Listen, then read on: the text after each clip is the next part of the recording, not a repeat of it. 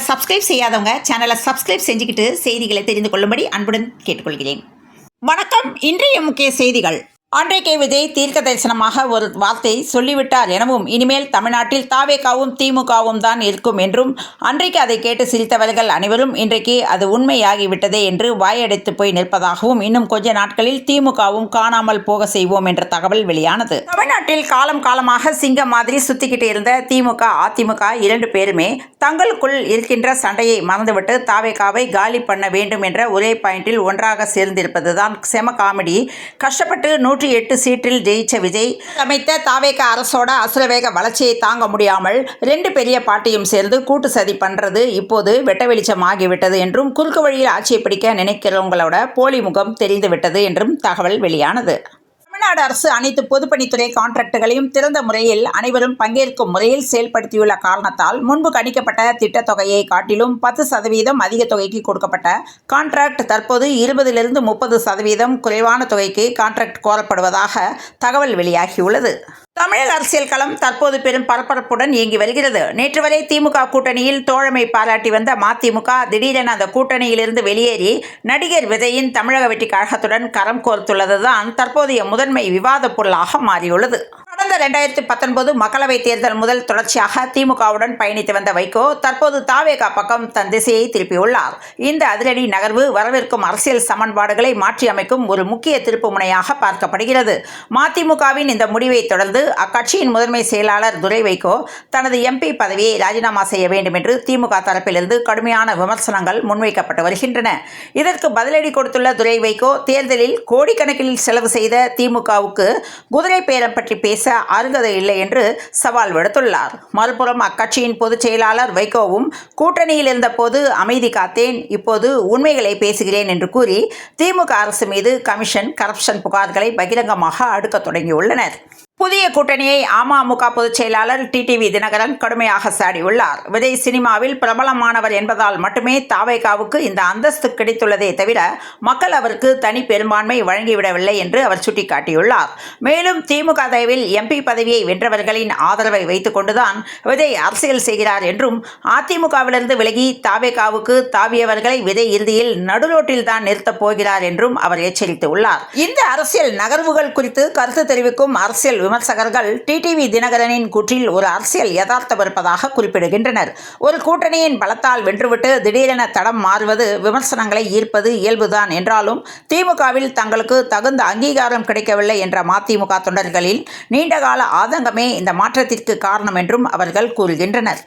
அதிமுக முன்னாள் அமைச்சர் இணைப்பு விழாவில் பேசிய அமைச்சர் செங்கோட்டையன், அமைச்சர் என் ஆனந்தை வரவேற்கும் போது புசி ஆனந்த் என்று சொல்ல மாட்டேன், பிசி ஆனந்தாக மாறியிருக்கும் ஆனந்த் அவர்களே என குறிப்பிட்டுள்ளார். நான் துணிந்து சொல்கிறேன், அதிமுகவில் இருப்பவர்களால் இதை சொல்ல முடியுமா? இன்று என் சட்டை பையில் இருப்பது புரட்சி தலைவி அம்மாவின் படம். இதை அனுமதித்தவர் தாவேகா தலைவர் முதல்வர் விஜய் தான் என்றும், அவர் என்னை அழைத்து நீங்கள் அம்மா புகைப்படத்தை வைத்துக் கொள்ளுங்கள் என்று தெரிவித்துள்ளார். மேலும் அதுதான் எனக்கு மகிழ்ச்சி என்றும், நம்பி வருபவர்களுக்கு வழிகாட்டியாக இருப்பவர் சிஎம் விஜய் என்றும், புரட்சி தலைவி அம்மாவை 21 நாட்கள் சிறையில் வைத்தவர்களோடு கூட்டணி வைக்கலாம் என்று சதிகாரர்கள் இருக்கிறார்களே, அதை தகர்த்தெறிய வேண்டாமா இல்லையா என்ற கேள்வி எழுப்பியுள்ளார். தகர்த்தெறியும் சக்தியாகத்தான் இங்கே இவர்கள் இணைந்திருக்கிறார்கள் என்றும், துரோகம் இங்கே இல்லை அங்கேதான் இருக்கிறது, அதை இவர்கள் அடையாளம் காட்டியுள்ளனர்.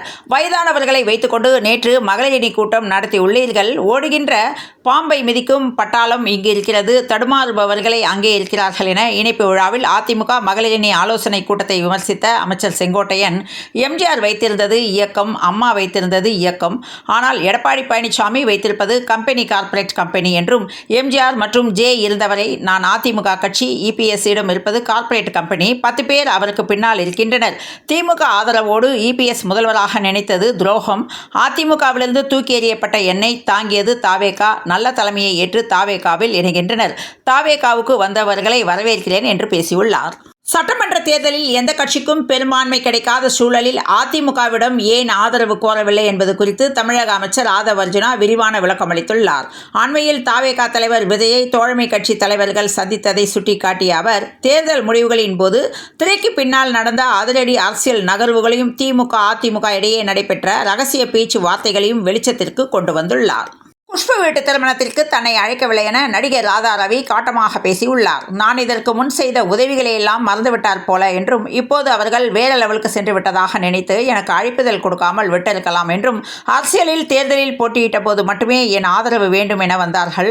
சுந்தர் சி போட்டியிட்ட போது கூட நான் வாழ்த்தி அனுப்பினேன் என்றும், என்னை அழைத்திருந்தால் நிச்சயம் கோவா போயிருப்பேன் என்றும், அங்கு சென்று வந்த பிறகுதான் பாக்யராஜ் மரணமடைந்து விட்டார் என ராதா ரவி கூறியுள்ளார். விஜயோடு பிறந்தநாள் போஸ்ட் த்ரிஷா வெளியிட்டுள்ள நிலையில் அந்த பரபரப்பு இன்னும் அடங்காத நிலையில் தற்போது த்ரிஷா மீண்டும் ரசிகர்களின் கவனத்தை ஈர்த்துள்ளார். இந்த முறை காரணம் அவரது அம்மா உமாவின் 70வது பிறந்தநாள் எனவும், அம்மாவுடன் எடுத்த அழகான புகைப்படத்தை இன்ஸ்டாகிராம் ஸ்டோரியில் பகிர்ந்து மனம் நெகிழும் வகையில் பிறந்தநாள் வாழ்த்து தெரிவித்துள்ளார். இந்த புகைப்படத்தை பார்த்த ரசிகர்கள் 70 வயதா நம்பவே முடியவில்லை என்றும், 40 வயது மாதிரி இருக்காங்க என்றும், இப்போதான் புரிகிறது த்ரிஷாவின் இளமை ரகசியம் அம்மாவிடமிருந்து தான் வந்திருக்கிறது என்று கமெண்ட் செய்து வருகின்றனர். பலரும் உமாவையே சினிமாவில் நடிக்கலாம் என்றும் பாராட்டி வருகின்றனர். இந்த நிலையில் குஷ்புவின் வீட்டு திருமண விழாவில் எடுக்கப்பட்ட மற்றொரு அழகான தருணத்தை நடிகை குஷ்பு தற்போது தனது சமூக வலைதளத்தில் பகிர்ந்துள்ளார். அதில் த்ரிஷாவை அன்புடன் கட்டிப்பிடித்து கன்னத்தில் முத்தமிடும் புகைப்படத்தை வெளியிட்டு கியூட் என்று ஒரே வார்த்தையில் கேப்ஷன் கொடுத்துள்ளார். இந்த பதிவு தற்போது த்ரிஷா ரசிகர்களிடையே வேகமாக பரவி வருகிறது. சில ரசிகர்கள் த்ரிஷாவும் குஷ்புவும் இவ்வளவு டீப்பான ஃப்ரெண்டா, அல்லது குஷ்புவின் தம்பி விஜய் த்ரிஷாவுக்கு ஃப்ரெண்ட் என்பதால் இவ்வளவு நெருக்கமா என்று கமெண்ட்ஸ் போடுகின்றனர். இதனால் ஒரு புறம் அம்மாவுக்கு த்ரிஷா வெளியிட்ட பிறந்தநாள் பதிவு, மறுபுறம் குஷ்பு பகிர்ந்த அன்பான புகைப்படம் என இரண்டுமே ரசிகர்களின் கவனத்தை ஈர்த்துள்ள த்ரிஷா எந்த பதிவு போட்டாலும் அது ஏன் இவ்வளவு வைரல் ஆகிறது என்பதற்கு இதுவே சாட்சி என்று ரசிகர்கள் கூறி வருகின்றனர். இப்போதெல்லாம் எஸ். ஏ. சந்திரசேகரரை இயக்குனர், நடிகர் என்பதை தாண்டி முதலமைச்சர் விஜயின் அப்பாவாகத்தான் இப்போது அவரை அடையாளப்படுத்துகின்றனர். இன்று எஸ். ஏ. சந்திரசேகர் அவர்களின் பிறந்தநாள் என்றும் அனைவரும் அவருக்கு வாழ்த்து கூறி வருகின்றனர்.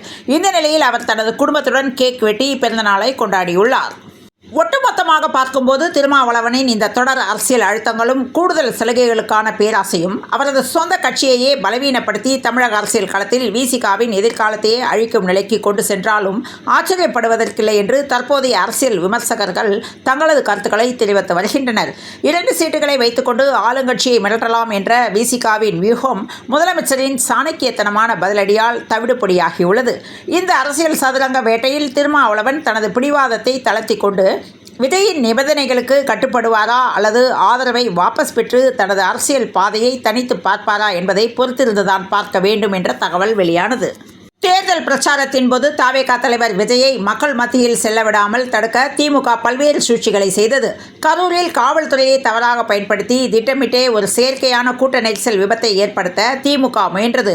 கரூர் மக்களின் கண்ணீரின் பாவம்தான் கொளத்தூர் தொகுதியில் மு.க. ஸ்டாலின் தோற்றுப்போக காரணம் என்றும், கருணாநிதி குடும்பத்தின் கடைசி முதலமைச்சராக மு.க. ஸ்டாலின் தான் இருப்பார் எனவும், இனி அவரது குடும்பம் லண்டனுக்கு சென்று செட்டிலாக வேண்டியதுதான், ரவுடிகளின் கட்டுப்பாட்டில் உள்ள கரூரை மீட்க தவேகாவிடம் ஒரு தனி கணக்கு உள்ளதாகவும் அதை முடிக்காமல் விடமாட்டோம் என்றும், அது மட்டுமின்றி தவேகா எம்எல்ஏக்களை விலைக்கு வாங்க ரூபாய் 50 கோடி வரை பேரம் பேசியுள்ளனர்.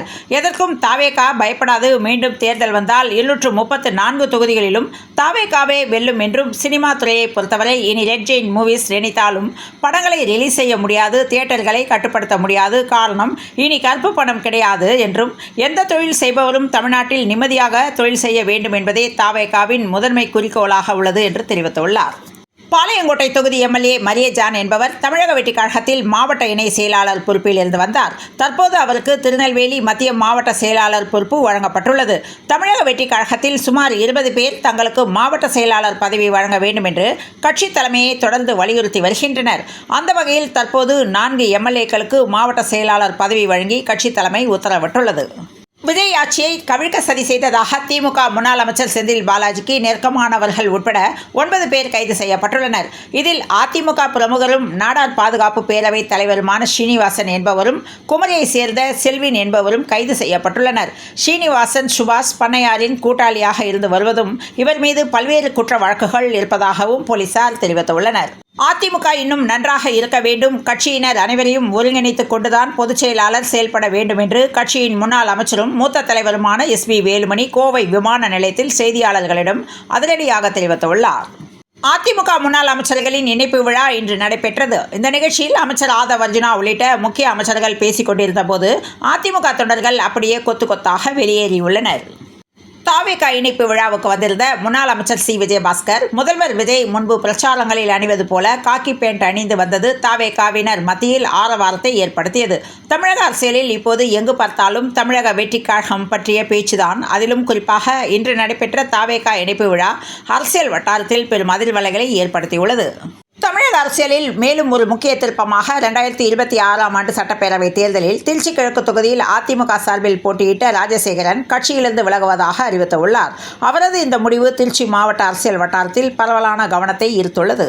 திமுக எம்எல்ஏக்களை பதவி விலக வைக்க முதல்வர் விஜய் வைகோ கூட்டு சதி. ஆளுநர் லஞ்ச ஒழிப்புத்துறைக்கு திமுக புகார். தாவேகாவுக்கு சட்டப்பேரவையில் பெரும்பான்மை இல்லாததால் திமுக எம்எல்ஏக்களை பதவி விலக செய்ய முதல்வர் விஜய் மதிமுக பொதுச் செயலாளர் வைகோ ஆகியோர் கூட்டு சதியில் ஈடுபட்டுள்ளனர்.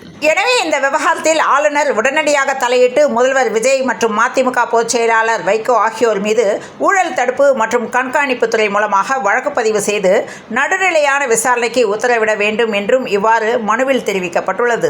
சென்னையில் இன்று தங்கம் விலை அதிரடியாக உயர்ந்துள்ளது. அதன்படி சென்னையில் இன்று 22 கேரட் ஆபரண தங்கத்தின் விலை கிராமுக்கு ரூபாய் 150 உயர்ந்து ஒரு கிராம் 13,400 ரூபாய்க்கும், சவரனுக்கு ரூபாய் 1,200 உயர்ந்து ஒரு சவரன் 1,07,200 ரூபாய்க்கும் விற்பனையானது. இத்துடன் இந்த செய்திகள் நிறைவடைந்த நிலையில் தொடர்ந்து இணைந்திருங்கள் பிரபாஸ் கதவம் செய்திகளுடன். மீண்டும் நாளைய முக்கிய செய்திகளில் சந்திப்போம். நன்றி. இரவு வணக்கம்.